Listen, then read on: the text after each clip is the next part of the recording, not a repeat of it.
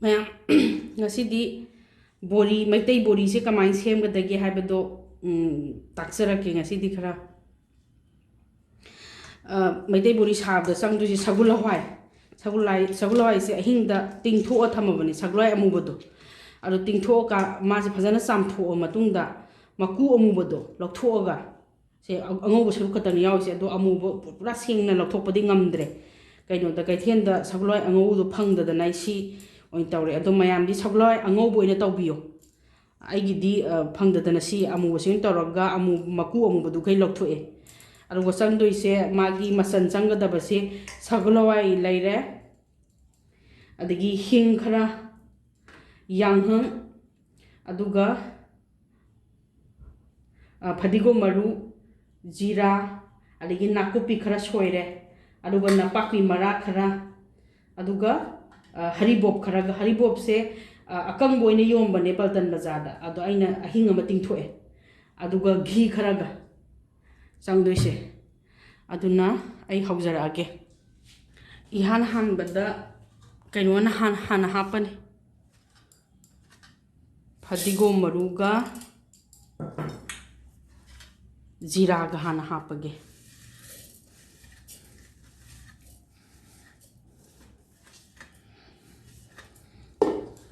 ꯑꯗꯨꯒ ꯒ꯭ꯔꯥꯏꯟ ꯇꯧꯔꯒꯦ ꯁꯤ ꯍꯥꯟꯅ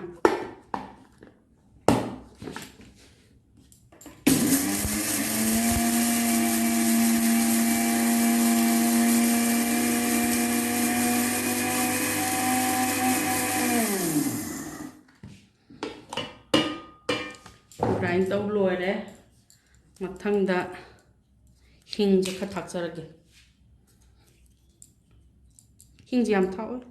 ꯍꯤꯡꯁꯦ ꯆꯥꯃꯁ ꯇꯪꯈꯥꯏꯒꯤ ꯆꯥꯡꯗ ꯊꯥꯛꯄꯤꯌꯨ ꯁꯦ ꯑꯗꯨꯒ ꯌꯥꯡꯉꯪ ꯊꯥꯛꯑꯅꯤ ꯑꯗꯨꯒ ꯂꯦꯝꯍꯧꯔꯤꯕꯁꯤꯡꯗꯣ ꯅꯥꯀꯨꯞꯄꯤꯗꯤ ꯀꯣꯟꯅ ꯊꯥꯛꯀꯅꯤ ꯅꯄꯥꯛꯄꯤ ꯃꯔꯥ ꯍꯥꯟꯅ ꯊꯥꯛꯀꯅꯤ ꯅꯥꯀꯨꯞꯄꯤꯗꯤ ꯀꯣꯟ ꯊꯥꯛꯀꯗꯕ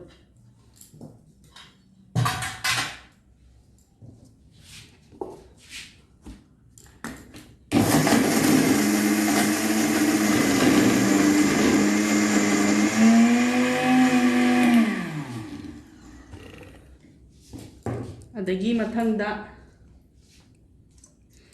ꯁꯒꯣꯜ ꯍꯋꯥꯏꯁꯦ ꯑꯃꯨꯛ ꯍꯥꯞꯄꯅꯤ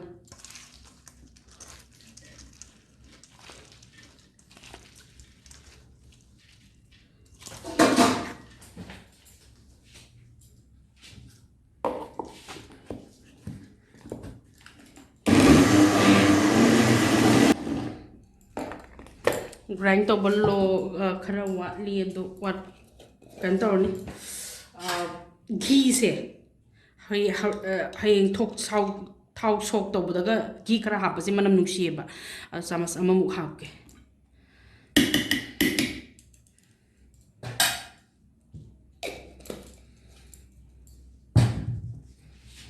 ꯑꯗꯨꯒ ꯑꯃꯨꯛ ꯇꯛꯈꯥꯏꯔꯒꯦ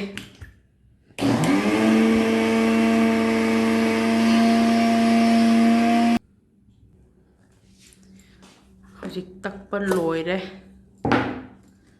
ꯁꯤꯒꯤ ꯐꯣꯝꯁꯦ ꯇꯥꯔꯦ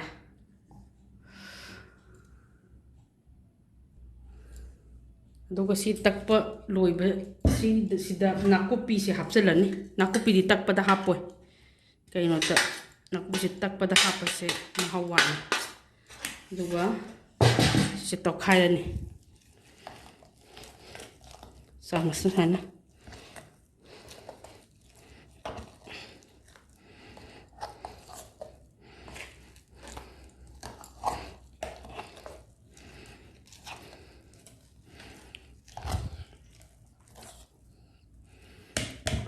ꯂꯣꯏꯔꯦ ꯇꯧꯈꯥꯏꯔꯕ ꯃꯇꯨꯡꯗ ꯍꯧꯖꯤꯛ ꯁꯤꯁꯦ ꯑꯣꯚꯟꯗ ꯍꯥꯞꯇꯣꯏꯅꯤꯀꯣ ꯃꯥꯒꯤ ꯕꯣꯜ ꯃꯇꯨꯝ ꯃꯇꯨꯝ ꯇꯥꯔꯒ ꯑꯗꯨꯅ ꯁꯤꯒꯤ ꯑꯩꯈꯣꯏꯒꯤ ꯀꯩꯅꯣꯒꯤ ꯑꯗꯨꯅ ꯁꯤ ꯑꯦꯂꯨꯃꯤꯅꯤꯌꯝꯒꯤ ꯄ꯭ꯂꯦꯠꯁꯦ ꯑꯣꯚꯟꯗ ꯇꯧꯅꯕ ꯁꯤ ꯁꯤꯖꯤꯟꯅꯔꯅꯤ ꯑꯗꯣ ꯏꯍꯥꯟ ꯍꯥꯟꯕꯗ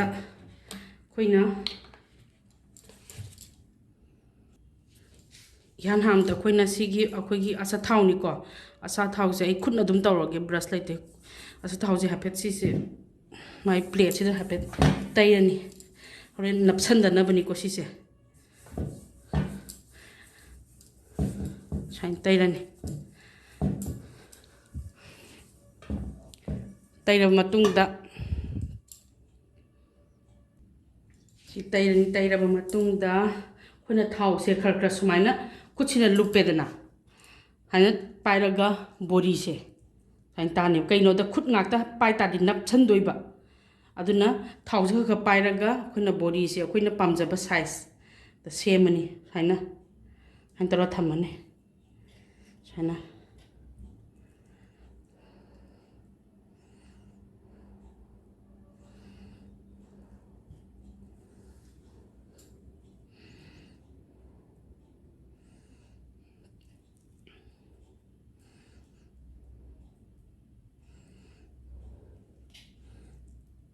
खरा चाउन चाउन तौजगे बोरी पिक पिक तौर खरा चाउन तौर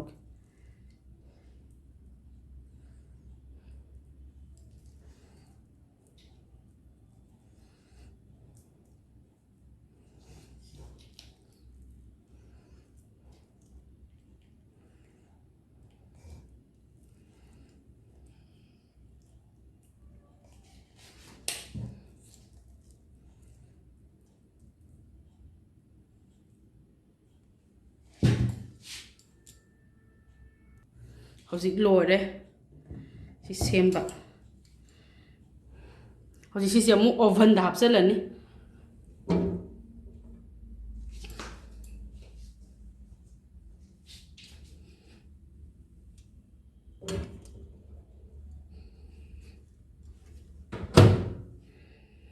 दुगा ओवन से कन्वेक्शन मोड तो तौदोइने कन्वेक्शन मोड की प्रीहीट मोड तो कन्वेक्शन मोड की स्टार्ट नमने 180 डिग्री सेल्सियस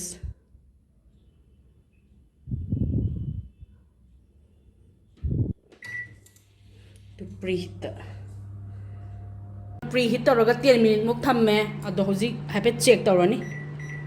स्टॉप तो नम्मे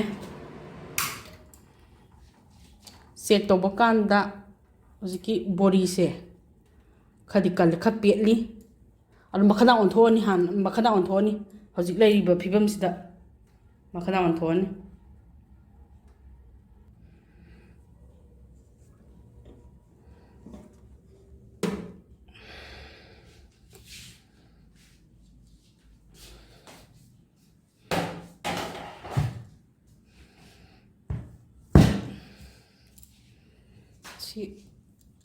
कशा कन सादे खुन तुम मखना ऑन लगे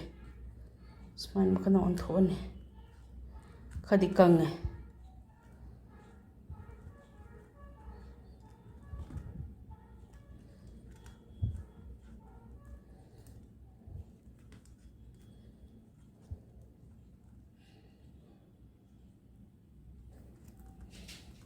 साबी सायदी असाबा पाइबसे ngam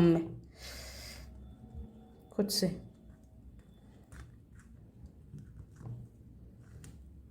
खुद से हईरे अपोपगा से खुद तप तप पाइबदबा तासौना कमाई तैनो असा पोचे कमाई पारिनो लोरे अदुगा अमुक कन्वेक्शन अमुक थम्मगे प्लेट सिदी पाइब ngam प्लेट सिदी हम साय खदांग ऑन थो ए दुका थम्मगे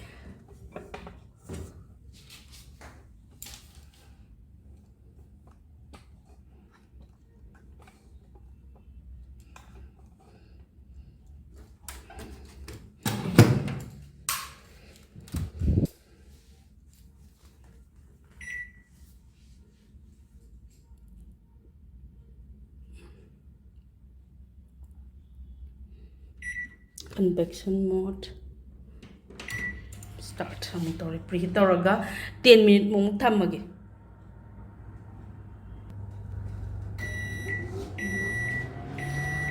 हजिक 10 मिनट थम्मगा थम्मे कमाई तौगी येंगे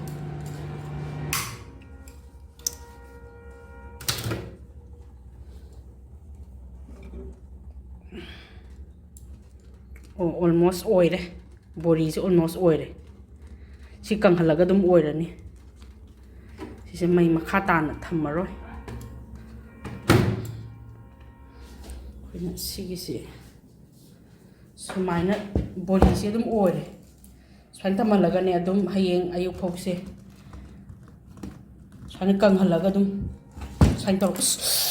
ꯄꯣꯛꯑꯦ ꯑꯗꯨꯝ ꯁꯤ ꯑꯗꯨꯝ ꯕꯣꯔꯤꯁꯦ ꯑꯗꯨꯝ ꯇꯥꯔꯦ ꯇꯨ ꯒ꯭ꯔꯦꯝ ꯒ꯭ꯔꯦꯝ ꯂꯥꯎꯔꯦ ꯇꯨ ꯃꯅꯤꯟ ꯈꯔ ꯆꯠꯍꯜꯂꯒ ꯑꯗꯨꯝ ꯄꯨꯔꯥ ꯕꯣꯔꯤ ꯑꯣꯜꯂꯅꯤ ꯍꯥꯎꯔꯅꯤ ꯂꯣꯏꯔꯦ ꯕꯣꯔꯤ ꯂꯣꯏꯔꯦ ꯁꯤꯗ ꯌꯦꯡꯕꯤꯌꯨ ꯃꯑꯣꯡ ꯇꯥꯔꯦ ꯁꯨꯃꯥꯏꯅ ꯃꯌꯥꯝꯁꯨ ꯌꯨꯝꯗꯒꯤ ꯀꯩꯅꯣ ꯃꯅꯤꯄꯨꯔꯗꯒꯤ ꯂꯧꯔꯨꯗ꯭ꯔꯁꯨ ꯑꯩꯈꯣꯏ ꯏꯁꯥꯅ ꯑꯣꯚꯟꯗ ꯁꯨꯃꯥꯏꯅ ꯁꯦꯝꯕ ꯌꯥꯏ ꯑꯣꯚꯟ ꯂꯩꯇꯕꯒꯤꯁꯨ ꯇꯋꯥꯗ ꯁꯦꯝꯕ ꯌꯥꯏ ꯑꯩꯈꯣꯏꯅ ꯑꯩꯈꯣꯏ ꯇꯋꯥ ꯁꯥꯍꯜꯂꯦꯗꯅ ꯑꯗꯣ ꯁꯦꯝ ꯄ꯭ꯔꯣꯁꯦꯁꯁꯤꯗ ꯍꯥꯞꯄꯒ ꯁꯨꯝ ꯃꯈꯥꯗ ꯁꯨꯝ ꯑꯣꯟꯕ ꯃꯈꯥꯗ ꯁꯨꯝ ꯑꯣꯜꯂꯒ ꯀꯪꯍꯜꯂꯒ ꯅꯨꯃꯤꯠ ꯅꯤꯅꯤ ꯍꯨꯝꯅꯤꯃꯨꯛ ꯆꯪꯅ ꯀꯪꯍꯜꯂꯒ ꯑꯃꯨꯛ ꯌꯥꯏ ꯀꯪꯍꯜꯂꯒ ꯑꯃꯨꯛ ꯌꯥꯏ ꯇꯧꯔꯒ ꯑꯗꯨꯝ ꯁꯦꯝ ꯑꯗꯨꯝ ꯇꯥꯔꯛꯀꯅꯤ ꯁꯤꯗꯤ ꯄꯨꯔꯥ ꯕꯣꯔꯤ ꯑꯣꯜꯂꯁꯦ ꯍꯥꯎꯔꯅꯤ ꯌꯥꯔꯦ ꯃꯇꯥꯡꯁꯤꯗ ꯂꯣꯏꯁꯤꯟꯖꯔꯒꯦ